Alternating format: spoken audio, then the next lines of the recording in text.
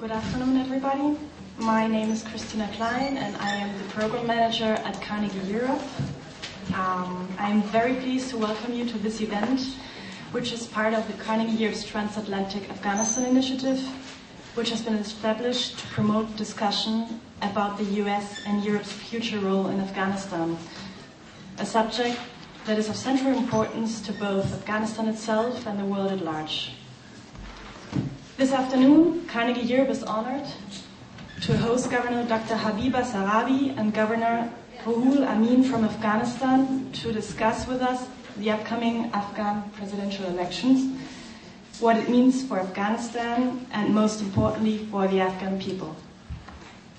Habiba Sarabi, Governor of the Bamiyan province, a central province in Afghanistan, was appointed in 2005 by President Hamid Karzai, and is the first female governor of any province in Afghanistan. She previously served in President Karzai's government as a Minister of Women Affairs and as a Minister of Culture and Education. Governor Sarabi has been a leader in promoting women's rights and representation in Afghanistan. I also have the pleasure to introduce Roohul Amin, who is the governor of Farah since May 2008, a province which lies at the Iranian border. Prior to his appointment, Governor Amin served as a deputy director of the Welfare Association for the Development of Afghanistan, an Afghan NGO in civic education and drug control initiatives, prominent in civic education and drug control initiatives, which recently received one of the highest awards from the Afghan government. I'm also very delighted that Shada Islam, a senior program executive at the European Policy Center, joined us to moderate the panel today.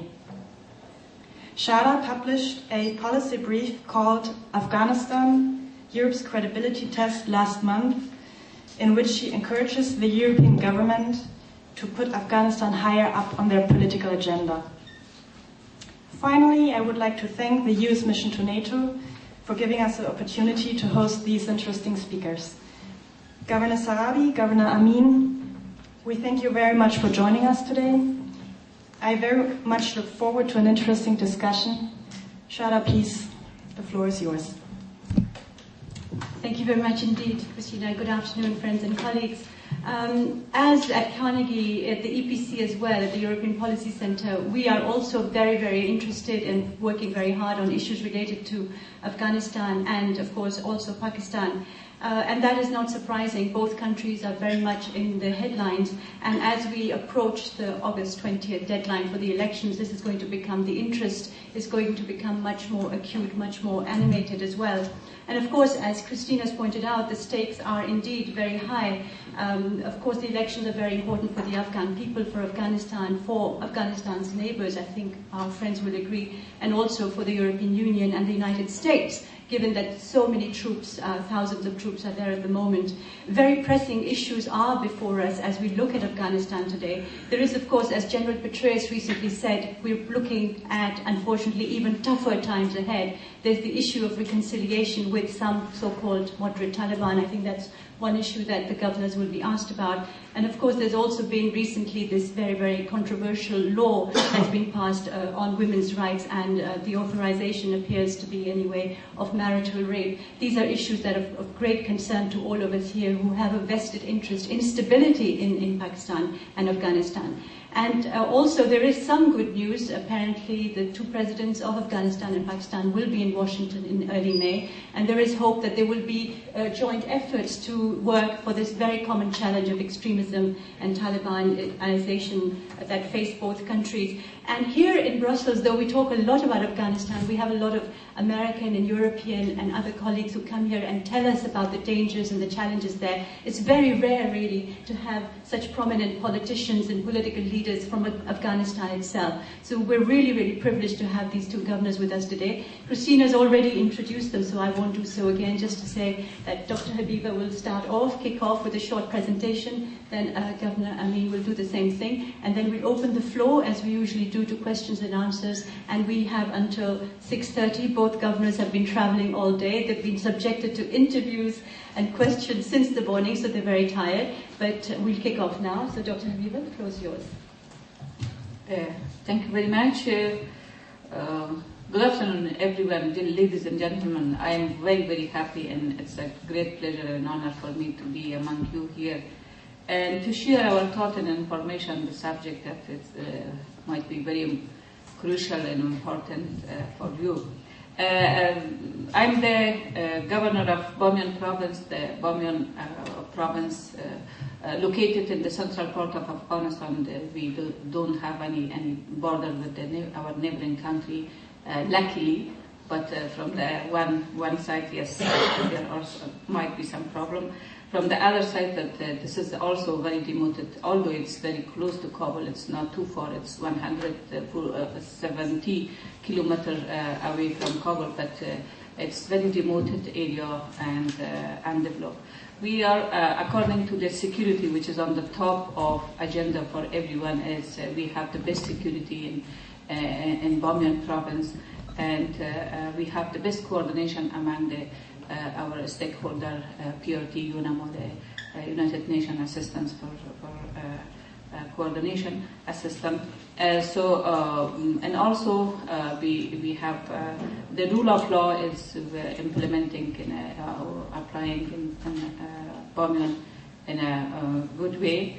And Bamiyan is a free poppy area, and this is the third year that Bamiyan is free poppy, announced free poppy, and there is no any single field of poppy in Bamiyan, and we were able to get the good performance initiative. And the first part we have been spend that money for the dormitory for the young students who are studying in the Bamiyan University, and also for the second portion we want to use it for the water irrigation system for water in canal.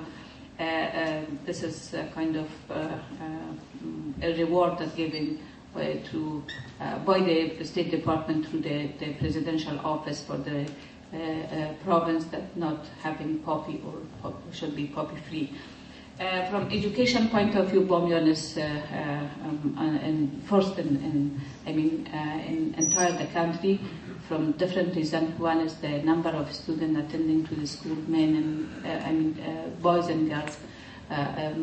This is the number is comparing to the population is we have the highest number of students attending to the school, and also the number of girls attending to the school is the highest. We have almost 110,000 students among these number.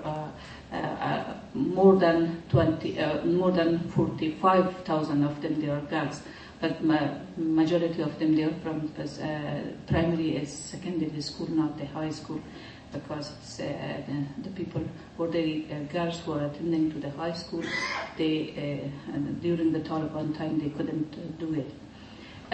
From health service in Bamiyan is also very good, especially the quality assurance.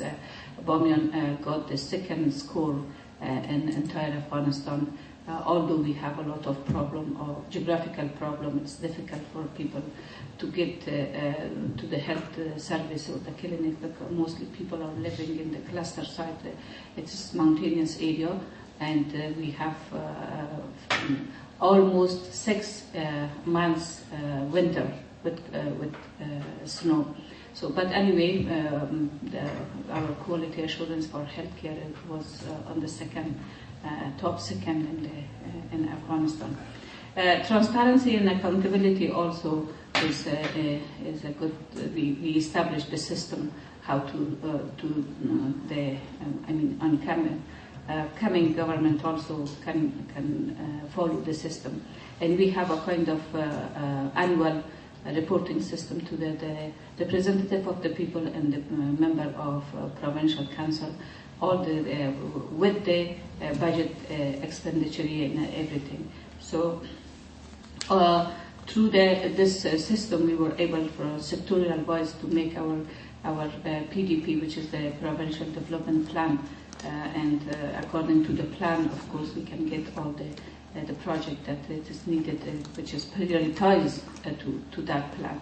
And Bamyan was able to announce the first national park in entire Afghanistan yesterday. Just we announced officially, and there was a small inauguration. We will do it in Bamyan very soon, maybe in June or July. And also we were able to give promotion for the tourism project in Bamyan. Bamyan is a touristical destination, not only because of having the monuments, historical heritage. Bamyan is in the World of Heritage Site, but beside that, the landscape of Bamyan, nature of Bamyan is something unique. It is unique, I think, in the world. And so that's why it's a very touristical destination. We are working on that for tourism development. I was able to get some fund to New Zealand for the ecotourism project, and it will be some kind of training for tourist guide and also training for hoteler and a signboard for the monuments and archaeological site. These are the positive things that we were doing in Bamyan. For the election, new election also, we are very hopeful, and the registration registration period went smoothly, and we have a lot of preparation for the coming election. I don't think it will be any problem, inshallah, in the coming election. But besides all the positive things that we are doing in Bamyan, it doesn't mean that we don't have any problem and challenges. We are facing a lot of problem and challenge. The most important and crucial challenge of us is poverty. Poverty is a big problem in Bamyan because it is a remote area. It has been discriminated along the history, so that's why people are very poor. And from the production point of view, financially they are dependent to agriculture, and the land is not sufficient for their products, and so geographically it's cold, and do not have good road for transportation. All the elements come together to make to give poverty for the people. So lack of human resources another problem for us, and we are trying our best to build the capacity for our staff and also for the new generation in Bamyan. Of course, lack of assistance that we are getting from international community and central government is another issue, and unfortunately, before the policy was a little bit, we can say that it was wrong policy, because where there was conflict, problem and issue, most of the aids could go to that side, and the place like Bamyan was neglected and forgotten. So we are trying within these 2 years. We got some more good project. I hope that the policy can be changed in the NATO countries and the European countries, United States, all the international community should keep balance for the aid distribution, and the people who are calm, quiet, and good people, they also can get more benefit from the aids. This is my message, and I thank you for listening to me.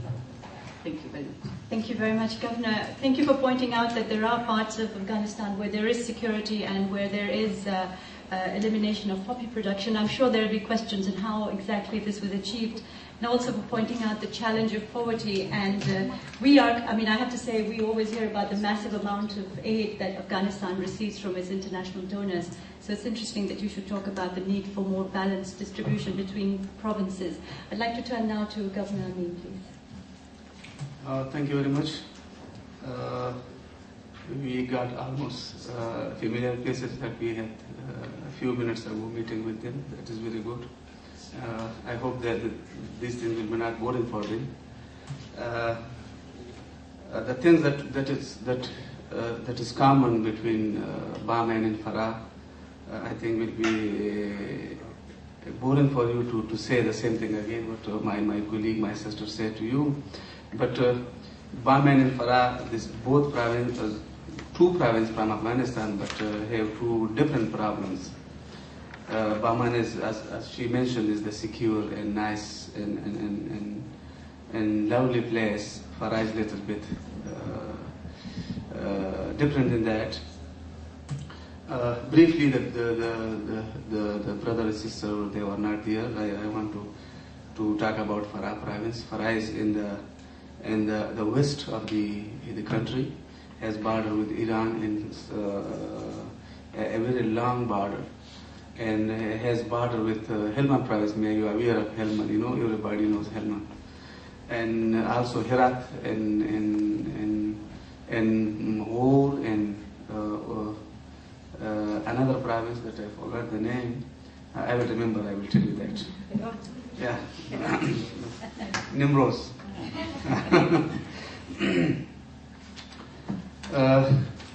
The majority of the population in Farah is Pashtun, and the second ethnic group is Tajik, and the third is Ahl al-Tashayyu al-Khalid. By ethnicity, they are by tribe. They are Tajik, but they practice Shia religion. They are living together.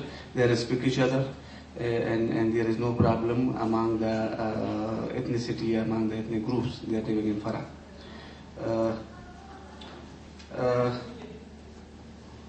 Farah got American party. They are trying their best, but the need is a lot. It is not enough for the public, for the people, but they are struggling, we are struggling, we are trying a lot to do more for Farah people. I am satisfied from the party, what they are doing in Farah. And also we got some international coalition forces for security, ISAF forces, we have Italian forces, and as well as American Marine and Army. They are working very closely with Afghan National Army, Afghan Police. They have very good coordination, and I'm the coordinator actually. I'm not an owner over there. I'm always coordinating the things among the coalition forces, among the national forces, I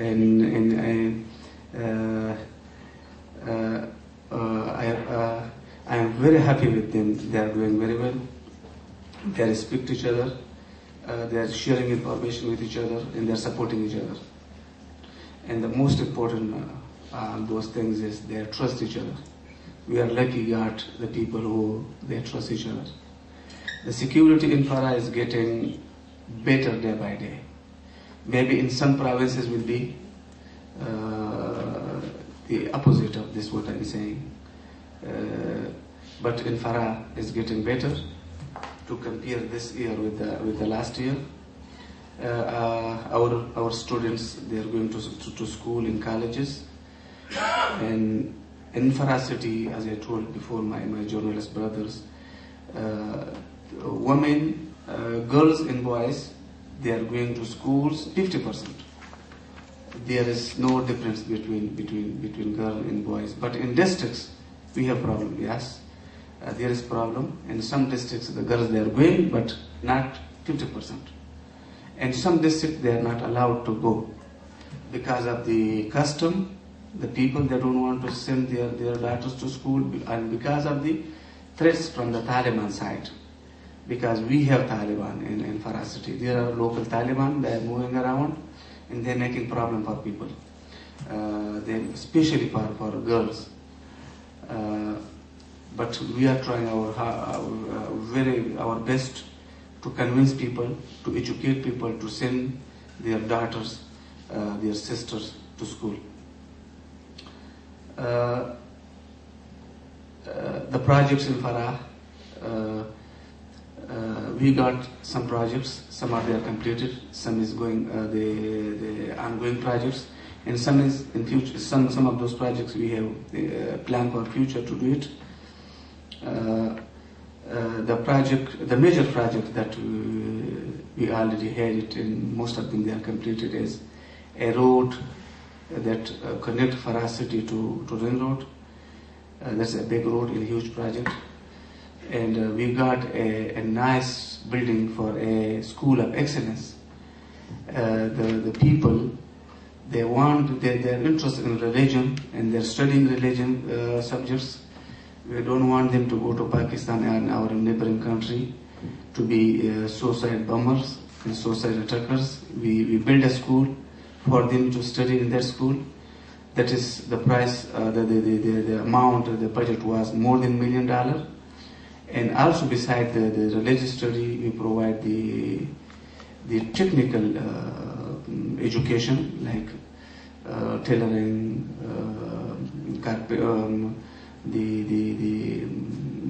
the computer learning. We got nice and good computers, about more than 25 computers for them to learn. And we provide some more facilities to them to learn, to start them from going to neighboring countries. We got a lot of other different projects, roads, canals, special schools, library, in agriculture side. But we know we need a lot of more projects.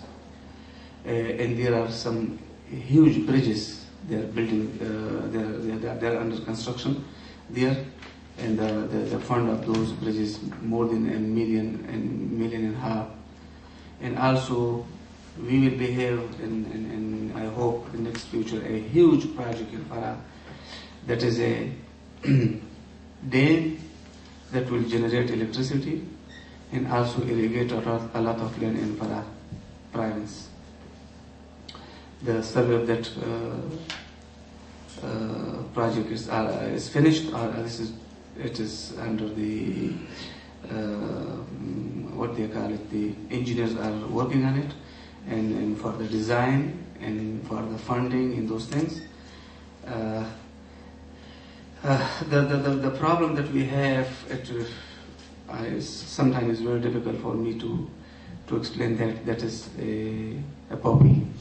In Farah province is the third or the second province that produce poppy in my province. After Helmand and Uruzgan, I think that Farah is the third. If Helmand they reduce poppy, we are the second.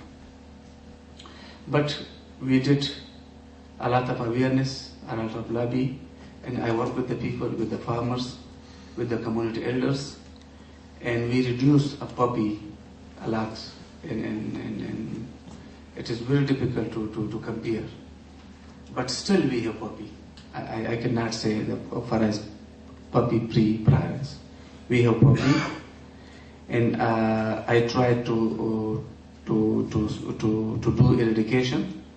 I send some police and tractors to start eradication, but I couldn't get that support from coalition forces to escort those tractors to the area which I want to start eradication. Due to some reason, maybe they have reason with them, but my understanding that some of our coalition forces, they don't want to involve themselves in eradication in Afghanistan. And the reason is they are thinking maybe there will be more problem if the coalition forces become, ISAF forces especially, involved become in eradication. And most of the people, they will upset with that and they will be unhappy and they will join Taliban. But I think this is just a worry. This is not practical things. The people will not join Taliban because just of eradication of the poppy. But I got support from the international coalition, especially American.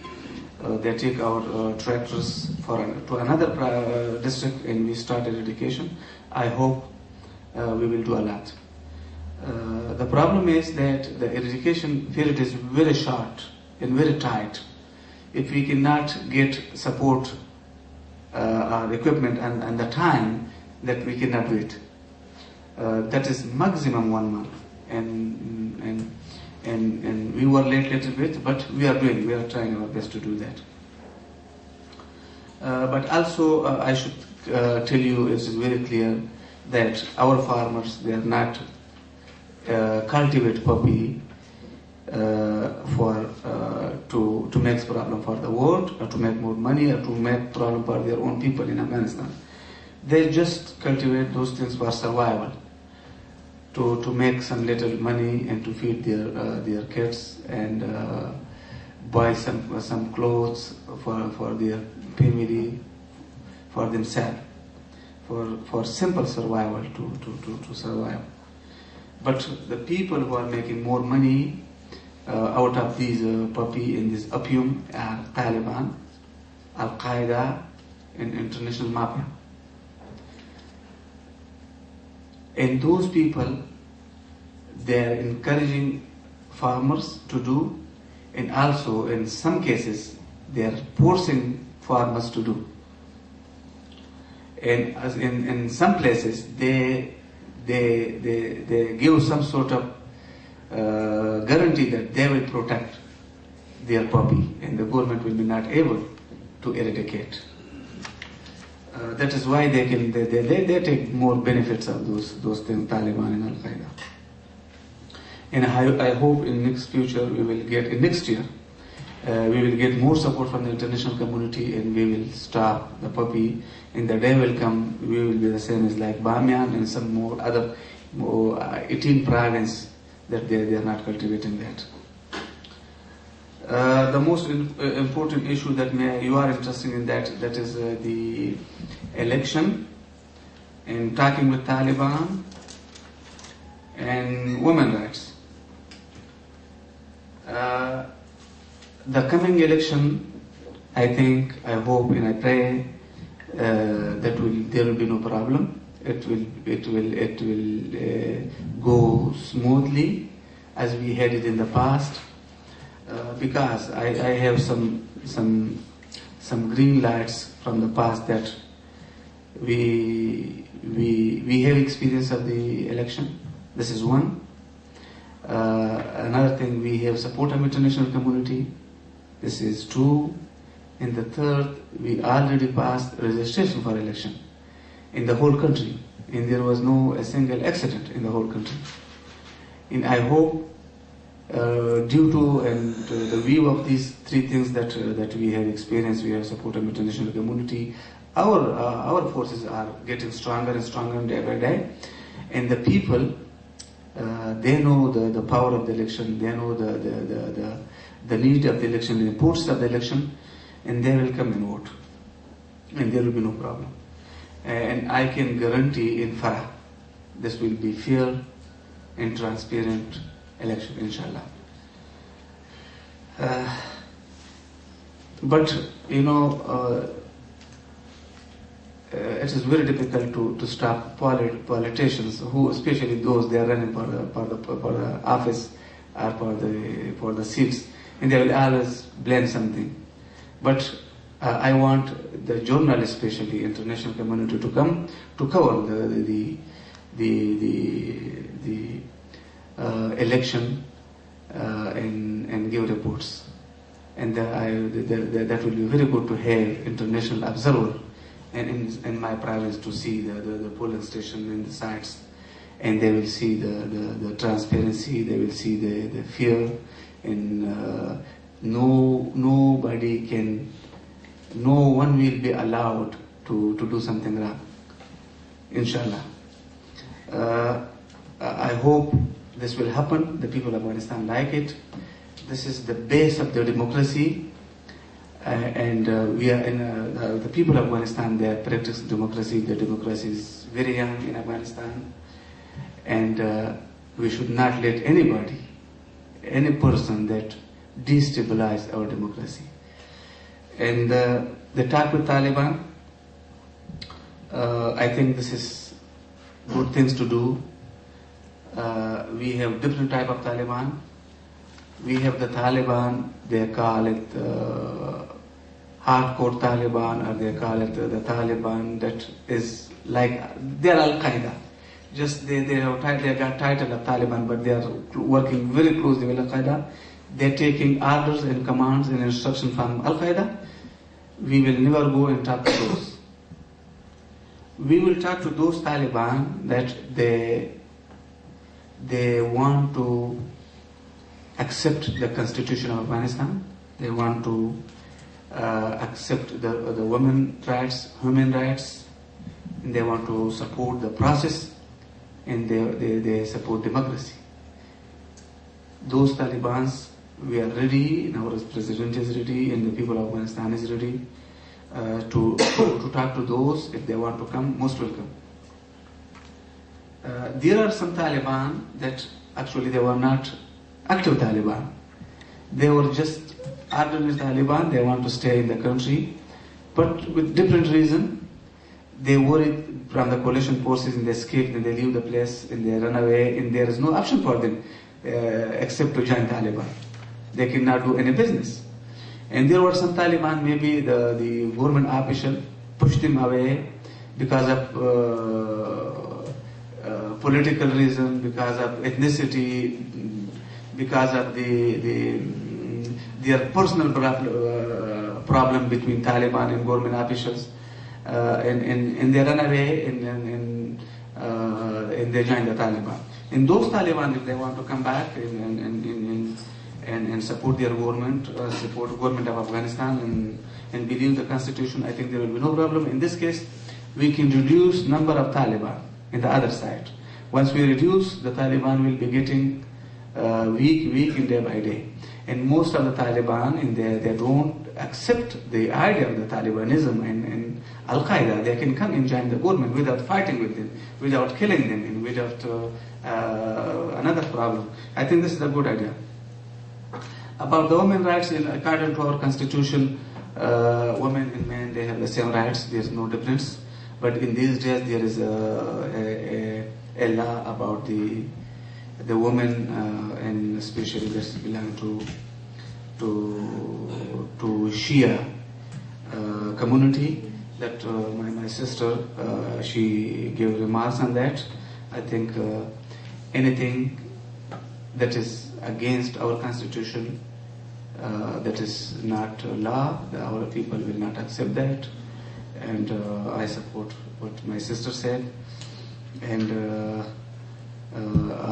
our president, he noticed, he is working very hard in that, and he established a committee, and our ministry, they call it, what they call it, Justice Ministry, is working on that, and I hope they will bring do some amendments in it, and send it back to the Parliament, and the Parliament will read it, and it will go back to the same process. And I hope this problem will be finished, because our president took this issue very seriously, and it has support of international community as well as support of the people of Afghanistan. I think we should not worry about it. I think we should work together. We should share information. We should not worry, because worry cannot do anything, except makes more problems. We should work. I think with support of international community, we can achieve a lot, and we can do a lot. Thank you very much. Thank you very much, Governor, for that very instructive and informative panorama that you painted of Afghanistan today. I'm sure there'll be lots of questions from the audience, and I don't think we need to waste any more time with me coming in again and again. So we'll take rounds of questions. I have Eberhard, I have Tarek coming in first. So Eberhard. Do we have a microphone? Is there a microphone? Yes, the gentleman there. We have a colleague who's going to come. So Eberhard Ryan. Thank you. To both governors, one question concerning elections. It is not enough to see what's going on at the polling stations. To have a democratic process, you need first a fair selection of candidates. Candidates show up, so tell us about the candidates that are around, when is the registration. And second, that during the campaign, how long does it last, all candidates have equal rights to the media, and there is no inhibition of the non-governmental candidates. How much we may like Mr. Karzai and you as subject to the President, it may be good for Afghanistan to have a change. I mean, that's your choice. but the elections should be fair in all respects, and not only formally and not only under the security point of view. Thanks, Imran. I'll just take another 2 questions. Could you give the floor to the gentleman next to? Just take, yeah. I got the impression from the Tariq Mahmoud from the BBC News Agency. I got the impression from both speakers that we are not talking about one Afghanistan. We are talking about two different things. One, which I'm a little bit shocked that, as Shada said, everyone thought that the question of poverty does not exist anymore in Afghanistan, and you are still insisting on it. So I don't know if the donors are not really committed to their engagements, financial engagements or not. But anyway, for me, I have a different question, not about elections. It's about an Afghani identity. I don't want to hear about Pashtun or whatsoever. I don't understand how you will have a constitution, how you will have a rule of law or anything, and you are still divided as in ethnics. It's a great problem. You cannot be a state without having without consolidating this Afghani identity. Thank you. This is the question of political parties, which is the question that you're actually raising about political parties in Afghanistan. Is there another hand coming up there? Excuse me? Nawab over there.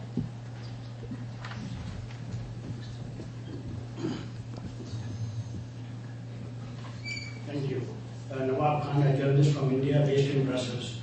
My question to you is, what is the role of the ulama in your provinces in preventing the people from drug trafficking? Because as you are aware that in Islamic Sharia, it is haram to take drugs. So what are you doing to encourage the role of the ulama in this? Thank you. Thank you very much, Nawab. We've got 3 very, very different questions. I'm going to ask the 2 governors to come into it, but quite briefly actually.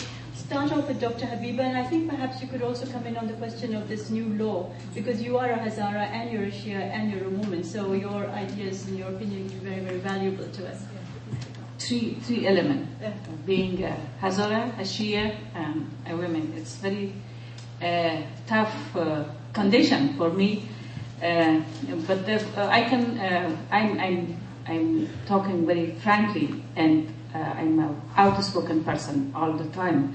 For the first time, when I have heard through BBC that such a law has been passed and signed, I didn't know, because we are in a remote area, so every day we cannot, we don't have contact with such a thing. It's passing by Parliament.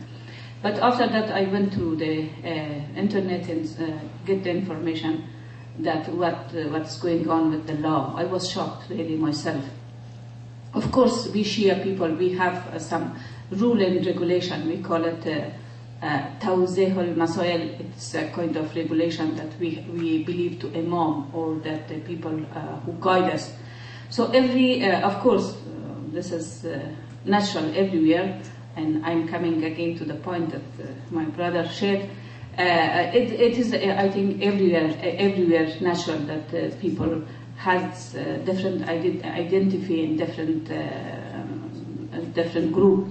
So among the Shia also, there are many people, some group of people following the rule of Khomeini, and the other is Khamenei. I don't know, so many people. So it is a kind of rule and regulation. It's practically day by day and along the history coming. But it was not necessary that such a things could become a law, which is, I'm totally disagree with that. Of course, everybody can practice their own rule and regularity, but not as a law. Law can change the life of women. It is something quite different. Of course, there are many people who are proving the law or supporting the law. They are thinking that there are many things that should be tackle or should be concerned about the women's situation, for example, economic empowerment, awareness program, education, and these kind of things. You can see that today, if we can educate women, and tomorrow they can see that the law is something foolish, what they can think. Of course, it is a disaster. But I myself, I'm totally disagree with the law. Of course, even I'm Shia, I'm Hazara, but as a woman, I cannot accept that. But fortunately, there are a group of people. Especially, I have seen a book. One of our Hazara scholar wrote that book, and he criticized to the law, point by point, article by article. It was. I just had a very quick review before I came to. I started to my trip, and I didn't have the chance and the time to read it carefully because it's a little bit so many page book. So and there are some other well-educated Shia people. They are reviewing the law. They want to comment on that, and luckily the president tasked group of people from the religious scholar and also the Ministry of Justice to make revision to the law, and I hope that the law cannot be passed the same as it was, and it will be not acceptable for the many people. I want to, if you don't mind, I want to touch upon to the election. Things that the election is not only the polling station. Yes, you are right. This is totally. I agree with you. But this is I mean, all the international community and the media. They have the right to come Afghanistan and to monitor everything. Yeah. About the candidate, of course, nobody can. The system cannot stop the people who can run for election. Might be there might be so many people they crime in Afghanistan, but they can run for election. They can run for election, but I think there will be free chance for everyone, for all the international monitoring. There will be a kind of international monitoring to monitor the whole campaign period and also the election period. This issue also is very, very important for me, that if you said that if we don't have Afghan identity, how there is Shia Sunni, I think it is natural. You can see many different type of people are living in India, but their identity is Indian. They are Muslim, they are Gujarati, I don't know, there are so many people. The same in Pakistan, the same in Iran, in different other countries. But of course, this is something natural. But we are in the same territory which called Afghanistan. That's all. I think that's all. So of course, different group wants to make pollution, to dirty water, to take fish. But of course, it depends to us. But with this situation, with this condition, that after the war and conflict in Afghanistan, also it's natural. Dr. Habiba, I do have a follow-up to that. I mean, the question that Nawab posed on the role of the ulama, perhaps in helping to eradicate. When you said that, when you said that your province was poppy-free for 3 years, I mean, can you just explain to us? Did that part of the religious scholars, did that play a role? Did you have alternative crops? How was this achieved, actually? Before the religious scholar could play a role, I myself played a role. Yeah, because when I took this position, the people used to produce poppy, but this is a kind of, I built a trust between the people and the government, the local government. The gate of administration, local administration, is open always for the people. They are coming in. It's usually, I mean, continuously coming and sharing the issue. I went to the people, I said that it's not true that you can, this is not right that you can cultivate poppy or produce poppy. They have written a long petition, long paper to me, and many people were signed to that, and they were written that it's better we are saying this we have a saying in our own language, it's better to eat the meat of donkey rather, because donkey is haram. So it's better to eat the meat of donkey rather than to die. So, but after that, of course, I took this petition to the president and to the Ministry of Interior that these are the people that written me such a petition. So you should support the people. So of course after that I didn't just stop with that, but I directly contact with the people. I will work for you. I will bring more project for you. If you will not produce poppy, you will be your life will be growing up, and the situation will be better. And I just push so many good projects to that area, and they stopped. But the ulama play a big role. This is for sure. Okay, thank you very much. I will come to your question first. The candidates. We have independent election commission. It got rules, regulation, and that is totally independent. Who is going to run for the parliament? He will go through that system. If he is qualified, he will run. Otherwise, he cannot run. Nobody can force the independent public commission to do this or change this or do not that. The another thing is that yes, you said that there will be equal rights to all the candidates and government candidates like Karzai himself, you mean Karzai, and other candidates to have access to media equally. Yes, if you see Karzai's government and you see the candidates, most of those candidates, they used to work with Karzai. And they have their own people in the system. They have friends. They got friends. They got the people who are working in the government. Most of them are hired by those people who are running against Karzai. And the government of Karzai is not a one-party government that they can stop other candidates or they can manipulate or they can misuse of the government machinery.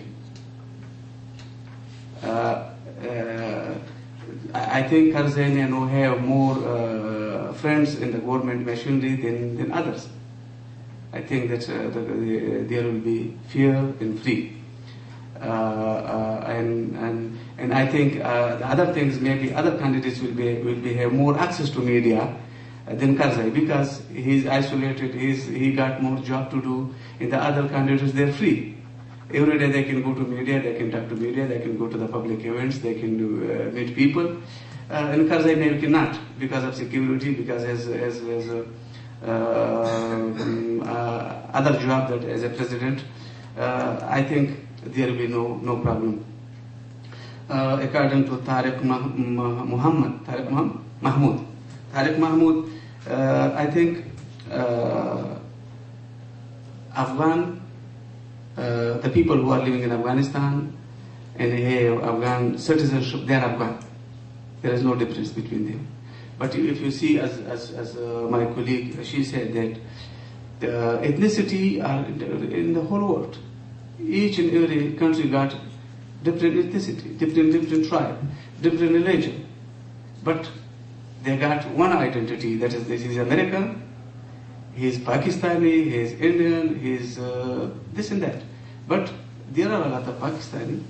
They're in Pakistan living Pakhtun, living Punjabi, living Hindi, living Baloch. Different tribes are living there. And also they are living Hindu, they are Christian are there, Muslim are there. We have the same, we are the same. But the identity is the same, we are Afghan. There is no doubt about that. And about Nawab Khan's answer, yes, ulama has a very great role. and ulama can do a lot of things, especially in Afghanistan.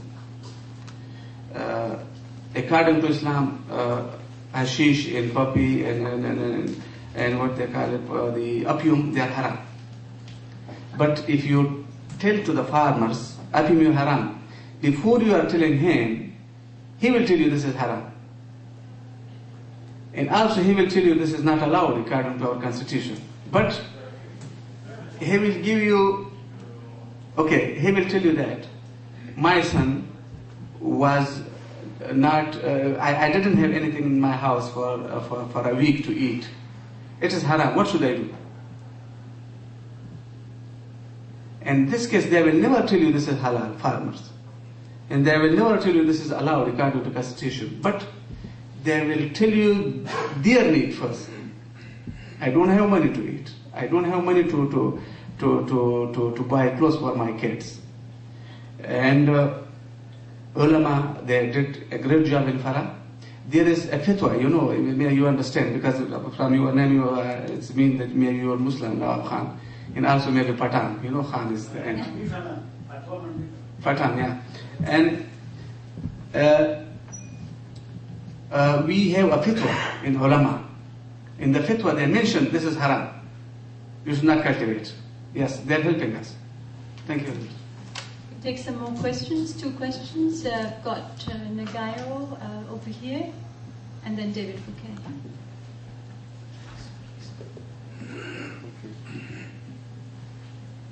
I'm Nagayo Taniguchi from Japanese media, Sentaku.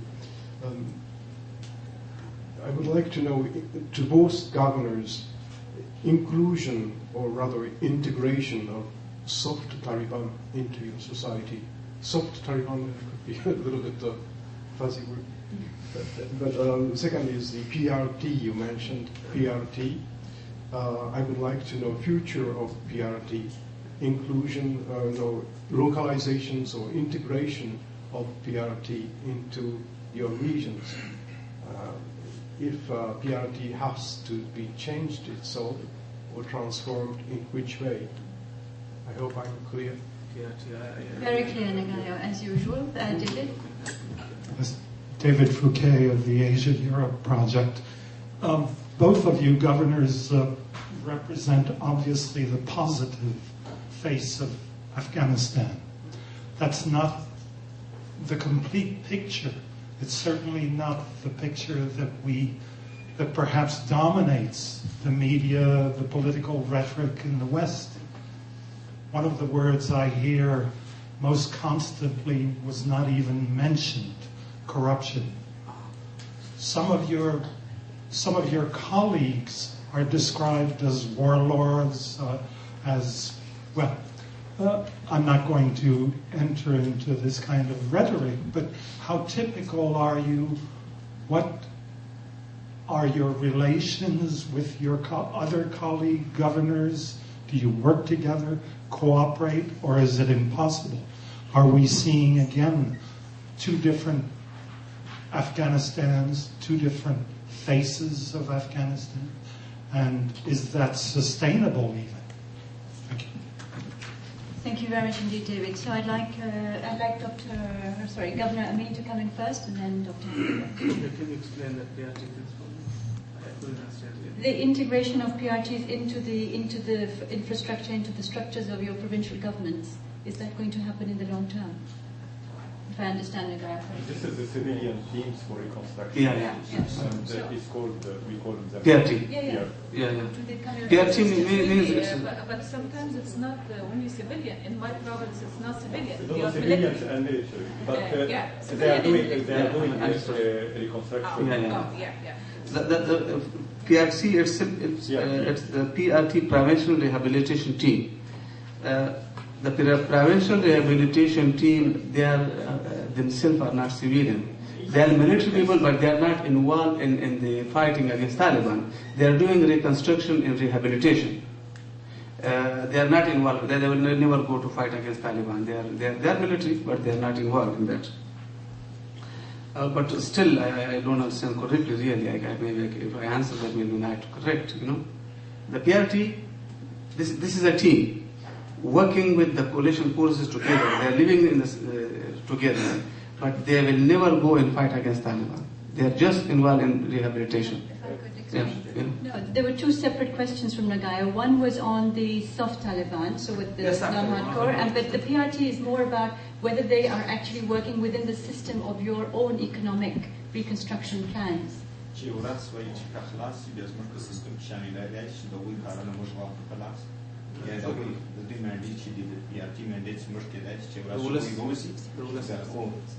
Yeah. Yes, yeah, I understood now. Thank you very much. They helped me, you know. Japanese has always confusing questions. No. What do you say? That was not confusion, this was straightforward and very clear. But you know, this was my fault, I couldn't understand very well. Yes, the day can come that government of Afghanistan can take the responsibility. But you know, it is very, very difficult to explain, especially for me, that if I say, okay, we don't need PRT, the fund should come to the governors and they should implement the projects. I think it's very difficult to prove that governor is able to do that. And nowadays we need a PRT because they got professional people, and also they have access to donors, and the donors trust them more than local. That is a good point of PRT to work in the provinces, and we will try. Governors should try. The government of Afghanistan and the people who are working in the province, they should try to prove themselves.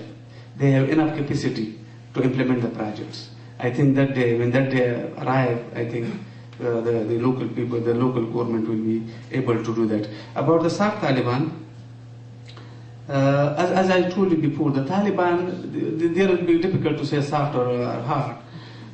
The Taliban who wants to accept the constitution of Afghanistan, who want to live in Afghanistan peacefully, that can be integrated.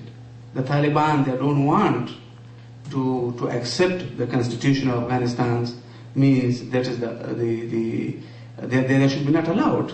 You know, if we are allowed those people that don't accept our constitution, it means it makes more problem. Yeah, from the corruption we didn't mention. Sorry, we should mention it. I had it in my notes, but I missed it. Maybe she also missed it. The corruption. The corruption is the most important issue in Afghanistan. Yes, there is corruption in Afghanistan. Nobody can say no, there is no corruption. But corruption cannot be stopped just to say there is corruption. It needs to work, it needs system, it needs support. How to stop? That is why the president of Afghanistan, he established a new commission and a new department, and he assigned that department. They should go. Although we have a lot of the institution, like we have court, we have the Attorney General, we have some secret organization, they are working and looking at corruption, but he established another new commission to go after corrupt officers, government officers, and to stop it. And also, this is not a job or duty of one person. This is the duty of the whole government machinery and the public especially. The public should not encourage government officials to be involved in the corruption. And another thing, why the corruption is there? Our public can solve a lot of problems. If there is problem, if there is dispute by land, one person is saying this belongs to me. The another says it belongs to me. One is also giving money to the people who can decide this belongs to whom. The another is also, this is corruption. And another thing is, the corruption is, I think in Afghanistan, this is very wide, not in a specific department, not in a specific organization. It covers, I think, all most the people who are living in Afghanistan, even the international communities. and especially donors and also the implementing partners. Yeah, thank you very much. Thank you very much for that clarification. I think you're absolutely right. It's a societal problem as well as not just a governmental problem. Dr. Habiba, would you like to come in on these issues? Yes, first of all, I'm going from the bottom to up of corruption, because I have mentioned, if you remember, I have told about the transparency and accountability. I have built upon a system that every year I give the report of the budget and also the report of activity to the representative of people and also the provincial council. This is the things that I have done it, and this system is made in Bamyan. Even for single expenditure, the provincial council asked me, and it is very clear. The media has the permission to ask, and it's very clear for everyone. And of course, the corruption is some things, the elements that always we have been keeping asking for that and pointed to us. But I want to clarify with that it's not only the government of Afghanistan that is corrupt, but this is the international community also corrupt. I want to tell you very frankly, you people always giving money to some contractor that to belong to your own country, and after that contractor will make another contract with the sub-national contractor, and that national contractor will make another contract to the local contractor, and how much money the poor people will receive. And nobody knows that what was the amount of money that allocated for that project. This is also corruption. And the contract will be done by the international community or the donor agency. They will send 2-3 assistants or advisors to that with that project to guide Afghan people, and they will take all the document and doing all the project and take back all the document with themselves. This is also corruption. So if we want to talk about corruption all together, we have to help all together. And for example, the things that my colleagues told me, said about the people or the public participation on the anti-corruption activity, yes, he's right. So many people came to me and said that the judiciary system is corrupt and wanted to take bribe. I said, yes, I will. You help me, I will help you.